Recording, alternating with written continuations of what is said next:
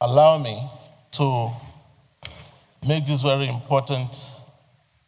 present the very important motion to this Senate.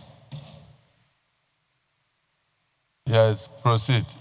Thank you, Mr. President, distinguished colleagues. This is a motion to address international oil companies' non-compliance with procurement and local content laws in Nigeria. The Senate, aware that international oil companies are privately owned petroleum entities that operates across the entire energy chain ranging from upstream exploration and production to midstream, downstream, refining and marketing activities. Aware that all international oil companies are in strategic partnership with our national oil company, the Nigerian National Petroleum Company Limited, vertically integrating its business operations and managing their investments for mutual long-term growth for both parties. Further aware that pursuant to the need for holistic reforms in the petroleum industry, ease of doing business and encouragement of local content in the industry, the Petroleum Industry Bill was passed in the 7th Assembly and signed into law by the President Goodluck administration on July 18, 2008. Notes that the Public Procurement Act of 2007 and its accompanying regulations strongly promote the use of local service providers and the development of local content in contracts award, and this is implemented through a policy of domestic preference and mandatory local sourcing requirements for foreign firms, except where there is no local or domestic competence. Notes that aside domestic preference and registration imposed on foreign firms operating in Nigeria, the PPA 2007 clearly stipulates and places an obligation on foreign firms to source at least 40% of their contract inputs, including local subcontracts and labor, from citizen suppliers and contractors.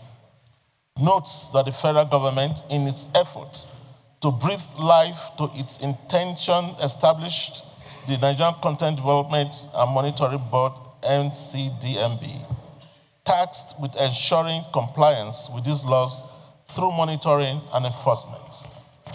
Notes also that the primary policy objective of the BPP and other relevant indigenous protection laws stated above is to support the development of an indigenous contractor base in Nigeria within the ultimate aim to ensure a fair and competitive environment that also stimulates national economic development by encouraging the use of local capacity. Worried, however, that despite the plethora of laws and acknowledged importance of this legislation, most international oil companies persist in flagrant disregard for these laws by engaging expatriate individuals and vendors for supplies and services within the competence of local service providers and suppliers.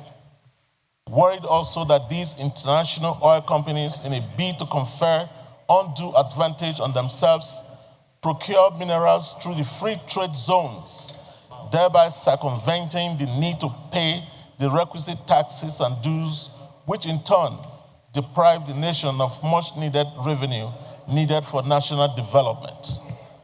Worried also that these breaches, which extends to recruitment, capacity building, and service deliveries, stunt developmental growth, endangers capital flight, stifles per capita income, procurement imbalance, and general economic woes. Now, therefore, this Senate resolve as follows. 1, to refer the motion to the Senate Committee on Public Procurement Point of order, Mr. President. and Local Content to investigate international oil companies' compliance with extant laws on public procurement and local... Senator Neda, they want... There are both committees to compile lists of all oil companies in partnership with the NNPCL with a view to interrogating their nominal role and procurement records and recommend sanctions in the event of infraction. 3, report back to the distinguished chambers within 6 weeks from the day of adoption of this motion. I so move, Mr. President and distinguished colleagues. Order 42. 42, yes. The same order 42.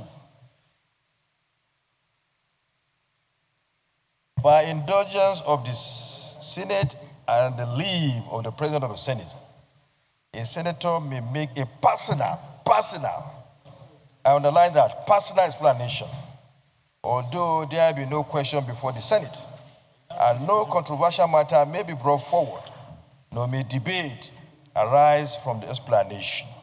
The terms of the proposed statement shall be submitted in detail to the President of the Senate when his leave to make it is sought. Let me begin from the bottom of this order. You ought to have submitted in written. I'm sure he didn't do that. If he had done so, you'll have told him, no, you can't read this under this order. Besides that, it's personal explanation, something to do with personal, not emotion. What he read now is just like emotion with prayers. So, Mr. President, I think I know you are a minority leader, well experienced. So please guide our colleague that what he has done now is not in tune with this order. Mr. President, so submit. Point of order is, when did we start debating point of order? We don't debate point of order. And then he came under personal explanation, order 42.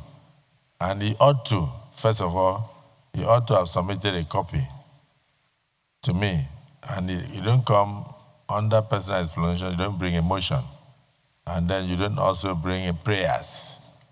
Because no controversial issue should be brought forward, and it should be something that concerns you. And by the time you finish, you sit down, and it will be noted and inside the votes and proceedings of the Senate, and no need for debate. But this is a motion. So I don't know whether we can, because of how important you are to the Senate as the chairman of Ethics and Privileges Committee,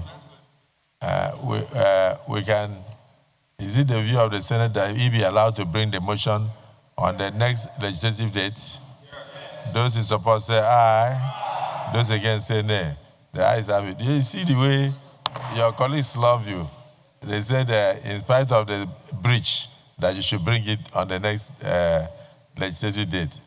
Thank you. Thank you, Mr. President and my distinguished colleagues. We'll sure do that. Thank you. So, thank you. Yes. Leader of the Senate.